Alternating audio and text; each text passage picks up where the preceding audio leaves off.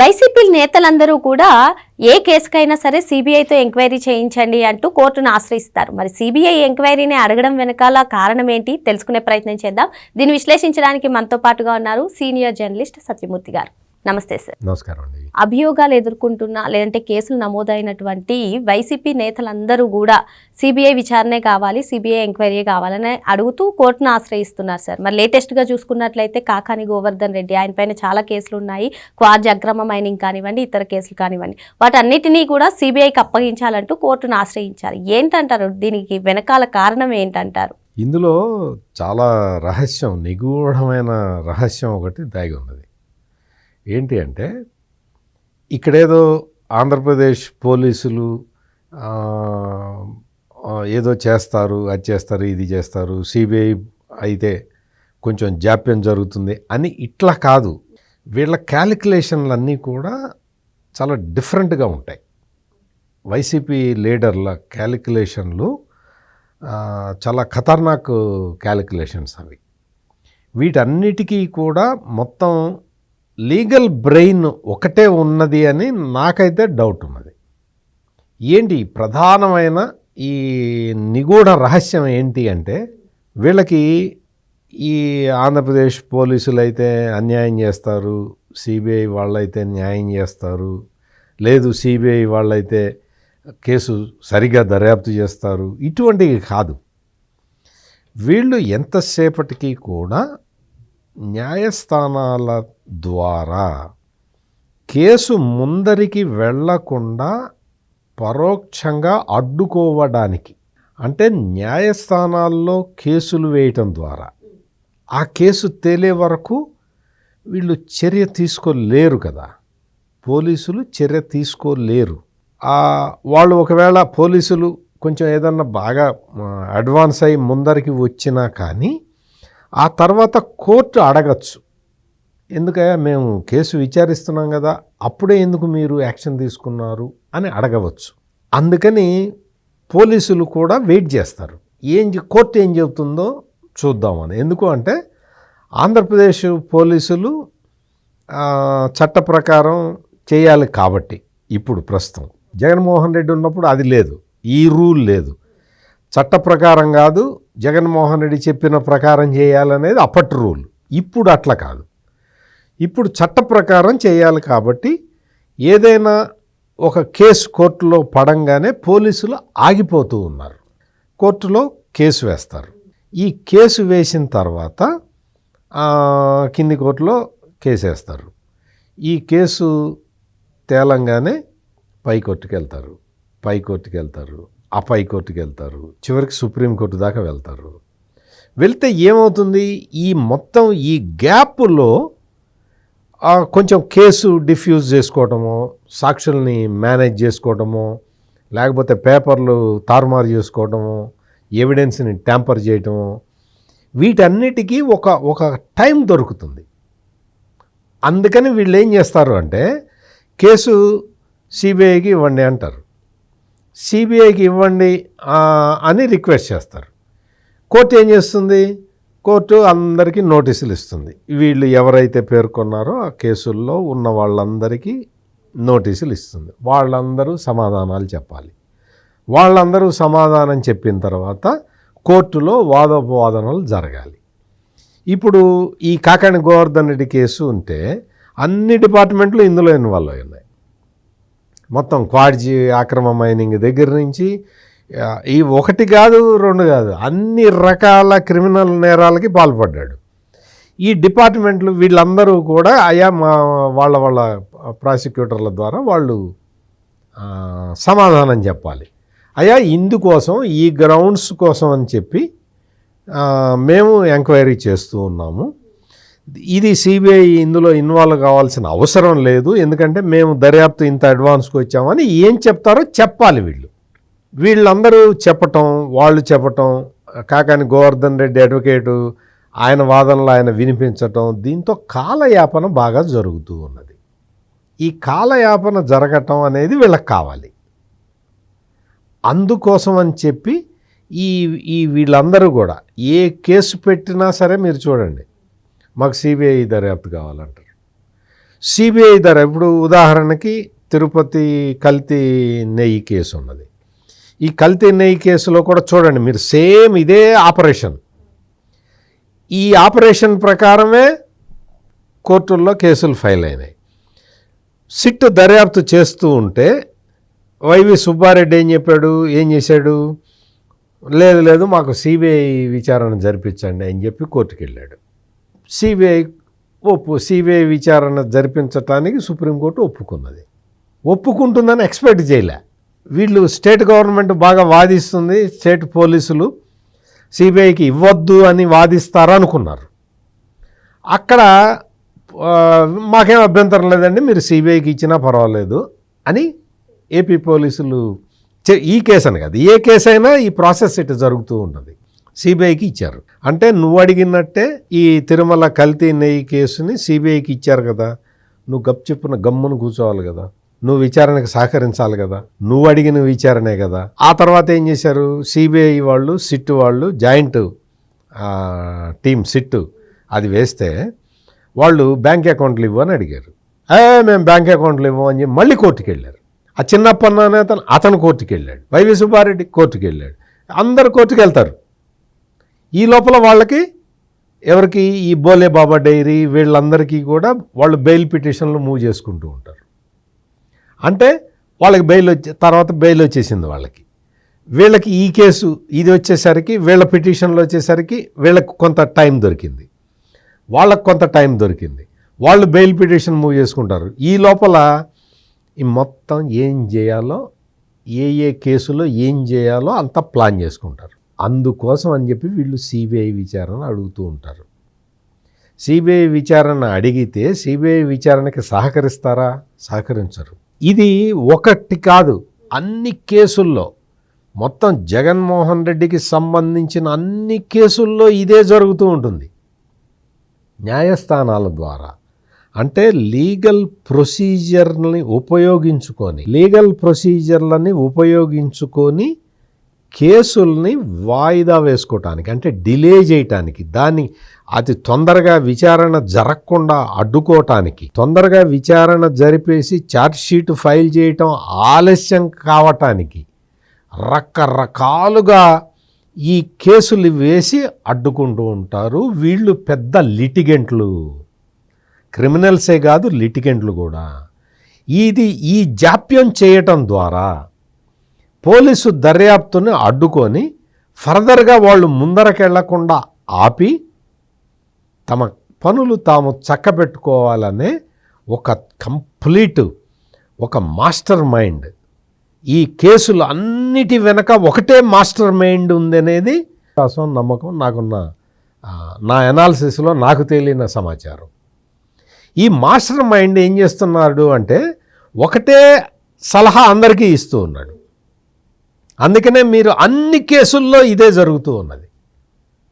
ఇప్పుడు చట్టబద్ధంగా ఎంతవరకు ఇది కరెక్టో ఇప్పుడు నేను చెప్పేది నాకు తెలియదు, కానీ న్యాయస్థానాలు కూడా ఇటువంటి కేసులు వచ్చే పరిస్థితుల్లో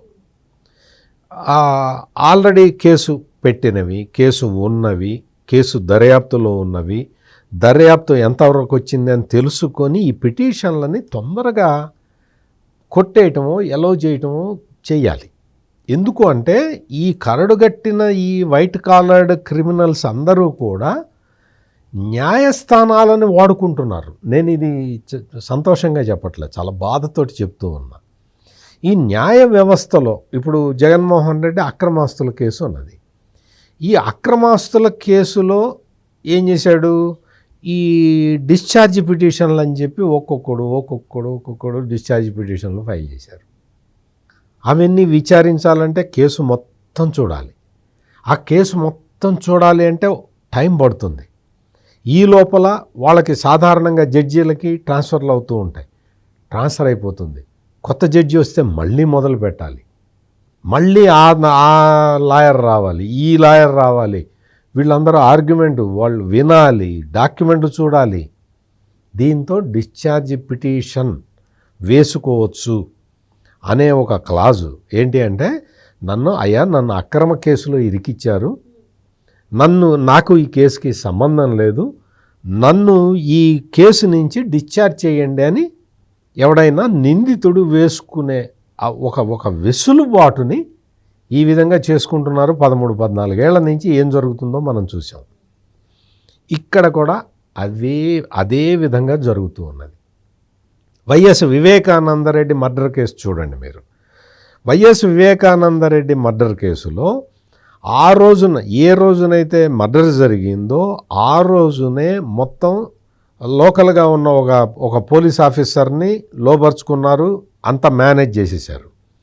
అంతా మొత్తం మేనేజ్ చేసి మ్యానిపులేట్ చేసేసిన తర్వాత సునీత అంటే వైఎస్ వివేకానందరెడ్డి కూతురు వచ్చి ఇది లేదు ఇది గుండెపోటు కాదు, ఇది ఖచ్చితంగా మర్డరే అని చెప్పి పట్టుబట్టి పోస్ట్ మార్టంకి పంపించటంతో డామిట్ కథ అడ్డం తిరిగింది అని అనుకున్నారు. ఆ తర్వాత నుంచి ఇంకా మ్యానిపులేషన్ మొదలుపెట్టారు. మొదలు పెట్టంగానే లోకల్ పోలీసు ఆఫీసరు ఎవడైతే ఈ కేసుకి సహకరించాడో సాక్ష్యాలు ఆధారాలు చెరిపేయటానికి ఆడు మౌన సాక్షిలాగా ఆయన నిలబడి అట్లాగే ఉండిపోయాడో దానికి సంబంధించి జిల్లా స్థాయి అధికారులు వెంటనే రంగంలో దిగి ఇదంతా దీనికి సంబంధించిన వ్యవహారాలన్నీ కంట్రోల్లో తీసుకున్న తర్వాత వెంటనే ఏం చేశారు, మాకు సిబిఐ కావాలన్నారు. ఫస్ట్ ఏం చేశారు అంటే సిబిఐకి వెళ్ళటానికన్నా ముందర గ్యాగ్ ఆర్డర్ తెచ్చుకున్నారు.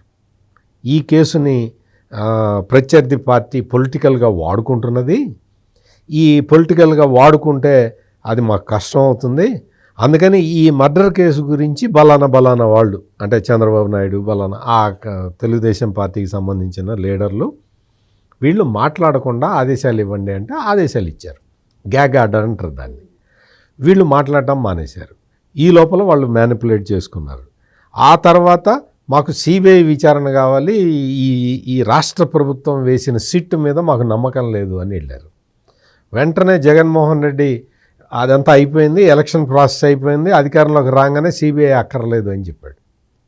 నేను ఇంకో సిట్ వేస్తున్నానని చెప్పి సిట్ వేశాడు. ఈ ఎగ్జాంపుల్ ద్వారా మనం తెలుసుకోవాల్సింది ఏంటి అంటే సిబిఐకి కేసు ఇవ్వాలి వద్దు అనేది వీళ్ళు ఒక గేమ్ లాగా ఆడుతున్నారు. జ్యుడిషియరీలో ఉన్న మన న్యాయ వ్యవస్థలో ఉన్న వెసులుబాట్లని అంటే నిజంగా ఇతను నిందితుడు కాదేమో, నిజంగా నిందితుడు కాని వాడిని శిక్షించకూడదు అని భారత న్యాయశాస్త్రం ఎట్లయితే ఒక ప్రియాంబుల్ లాగా పెట్టుకున్నదో దాన్ని ఉపయోగించుకొని వీళ్ళు నాటకాలు ఆడుతూ ఉన్నారు.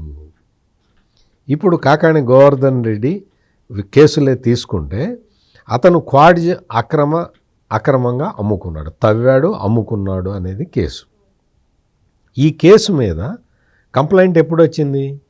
జగన్మోహన్ రెడ్డి ముఖ్యమంత్రిగా ఉన్న సమయంలో వచ్చింది. దాని మీద ఎంక్వైరీ ఎప్పుడు జరిగింది?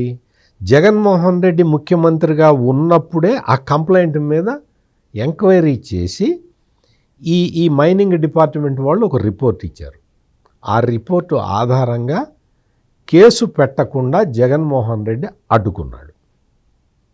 తర్వాత అధికార మార్పిడి జరిగిన తర్వాత ఆ రిపోర్టు దానికి సంబంధించిన కేసు కూడా అప్పుడే మైనింగ్ డిపార్ట్మెంట్ చెప్పింది వీళ్ళ మీద పెట్టాల్సిందే కేసు అని చెప్పి. పోలీసులు ఏదో కేసు పెట్టారు, ఏమీ యాక్షన్ తీసుకోలేదు. ఫర్దర్ యాక్షన్కి గవర్నమెంట్ ప్రివెంట్ చేసింది ఆనాటి జగన్మోహన్ రెడ్డి గవర్నమెంట్. ఇప్పుడు కూటమి ప్రభుత్వం అవన్నీ తీసుకొని ముందరికి వెళ్తుంది. ఈ ఒక్క కేసు టేకప్ చేయంగానే ఆయన మీద దాదాపు 10-11 కేసులు వచ్చినాయి. వీటన్నిటినీ కూడా దర్యాప్తు చేస్తున్నారు. ఈ క్వాడ్జీ మైనింగ్లో కొల్లగొట్టిన డబ్బుల్ని ఎక్కడెక్కడ రియల్ ఎస్టేట్లో ఎక్కడెక్కడ పెట్టారు అనేది మొత్తం అడ్వాన్స్ అయిపోయింది. మొత్తం దర్యాప్తు అంతా కూడా అడ్వాన్స్ అయిపోయిన పరిస్థితుల్లో ఇప్పుడు ఫర్దర్గా ఇంకా ఫర్దర్ యాక్షన్స్ మిగిలిన కేసుల్లో కూడా ఫర్దర్ యాక్షన్స్ తీసుకోబోతూ ఉన్నారు. ఈ జంక్చర్లో కేసులు మొత్తాన్ని కూడా డిలే చేయాలి. కేసులు మొత్తం డిలే చేయాలి అంటే ఏం చేయాలి? మాస్టర్ మైండ్ చెప్పాడు కదా, సిబిఐకి ఇవ్వాలి అని కేసులు ఫైల్ చేశారు. అందుకనే నేను జ్యుడిషియరీని కూడా రిక్వెస్ట్ చేస్తున్నది అంటే ఏ కేసు కా కేసు, ఈ కేసులన్నీ కలిపి చూసే వ్యవస్థ మన దగ్గర లేదు. మనం చట్టం ఒప్పుకోదు అట్లా. కేసులన్నీ కలిపి చూడటం, లేకపోతే వైసీపీ నాయకుల కేసులన్నీ సపరేట్గా చూడటం, ఇటువంటివి కుదరవు. ఆ విషయం నాకు తెలుసు. కానీ ఒక పిటిషన్ ఫైల్ కాగానే ఇతను ఏ మోటివ్తో చేశాడు అనేది ఎసర్టైన్ చేసుకొని తగిన నిర్ణయాలు తొందరగా తీసుకోవాల్సిందిగా నేను న్యాయస్థానాలను అయితే రిక్వెస్ట్ చేస్తున్నా. అంటే పర్టికులర్ కేసు అని కాదు, అన్ని కేసుల్లో. డిశ్చార్జ్ పిటిషన్ కావాలనే ఉద్దేశపూర్వకంగానే డిలే చేయడం కోసం వేసినట్టు నిర్ధారణ అయితే వాళ్ళపైన యాక్షన్ తీసుకోవడానికి అంటే అట్లేం ఉండదు కదా, అట్లా ఉండదు కదా. నేను నిరపరాధిని అని చెప్పి చెప్పుకుంటున్నాడు. నేను నిరపరాధిని అని చెప్పుకోవటానికి అవకాశం ఉంది కదా. అందుకని డిశ్చార్జ్ పిటిషన్లు ఇప్పటికీ 1-2 కొట్టేశారు కూడా. మీ మీద డిశ్చార్జ్ పిటిషన్ మేము అలౌ చేయమని కొట్టేశారు కూడా జగన్మోహన్ రెడ్డి అక్రమాస్తుల కేసులో. అందుకని అదే అంటే అటువంటి పిటిషన్లు ఫైల్ చేయకుండా ఇప్పుడు కాకాని గోవర్ధన్ రెడ్డి నాకు సిబిఐతో ఎంక్వైరీ కావాలని పిటిషన్ వేశాడు. నువ్వు అట్లా పిటిషన్ వేయడానికి వీలు లేదు అని అడ్డుకోలేరు, ఎవరు అడ్డుకోలేరు. పిటిషన్ వేసిన తర్వాత వాళ్ళు దోషులు అని తెలిస్తే యాక్షన్ తీసుకోవడానికి అది కూడా ఉండదు, అట్లా కూడా ఉండదు. నేను నిర్దోషి అనుకుంటున్నాను అందుకని వేసాను అని చెప్తాడు. ఇక్కడ ఏంటి అంటే మనం న్యాయస్థానాలని మనం రిక్వెస్ట్ చేయాల్సిన రిక్వెస్ట్ ఏంటి అంటే పిటిషనరు ఎంతవరకు అంటే దీన్ని ఇటువంటి పిటిషన్లు వేస్తూ టైం పాస్ చేస్తూ ఉన్నాడు, ల్యాగ్ చేస్తూ ఉన్నాడు అనేది బేసిక్గా దృష్టిలో పెట్టుకొని తొందరగా పరిష్కరించాలి. తొందరగా మరి అందరికీ మళ్ళీ నోటీసులు ఇవ్వటం ఇవంతా జ్యుడిషియల్ ప్రాసెస్, తప్పదు, ఎవడు ఏం చేయలేడు. అందుకనే వీళ్ళు ఇటువంటి పిటిషన్లు వేస్తూ ఉంటారు. అందుకని ఇక్కడ మనకి ఏంటి అంటే కాకాని గోవర్ధన్ రెడ్డి కొంతకాలం జైల్లో ఉండి బయటకు వచ్చిన తర్వాత ఇప్పుడు ఫ్రీగా తిరుగుతూ ఉన్నాడు, తనకు కావాల్సిన వ్యవహారాలన్నీ చక్కబెట్టుకుంటూ ఉన్నట్టున్నాడు. అందుకని ఇప్పుడు ఇంకా డిలే చేసుకోవాలి. మంత్రిగా ఉన్నప్పుడే మనం చూసాం కదా, మొత్తం కోర్టులో ఉన్న రికార్డులనే ఎతికెళ్ళారు. ఏంటి అంటే దొంగతనం అన్నారు.